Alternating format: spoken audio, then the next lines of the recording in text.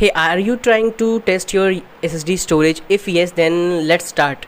Just go to Chrome and search on Google Crystal Disk Mark. This is a software which is very lightweight and easy to use. Search Crystal Disk Mark and download Crystal Disk Mark 8.14.2. If you are not seeing on the Crystal Disk Mark official page, then just search for Crystal Disk Mark 8.14.2 version. After you find it on Google, you can download it and just install it. If you are not finding that, just click on the link in the description of this video. You can easily download the software. Just download the software and install it in your computer, because I have already installed in my computer.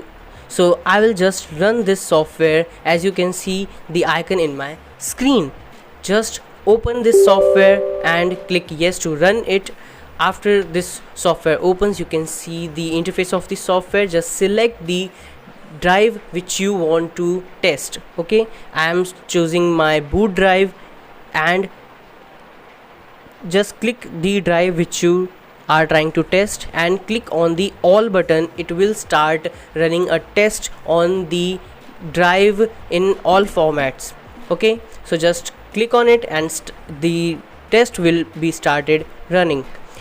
As you seeing my screen, I have already 8x forwarded this video, so you can watch this video fast, but it will take minimum 5 minutes to test your drive. Okay, so just take a chill pill and wait till the software test your drives.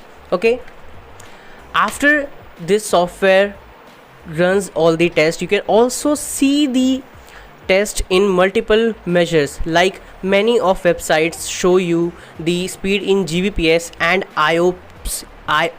AOPS, whatever you say.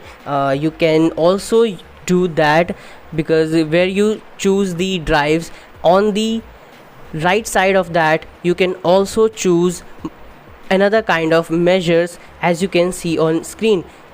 If you want to test like that, I'm just going to show you here. So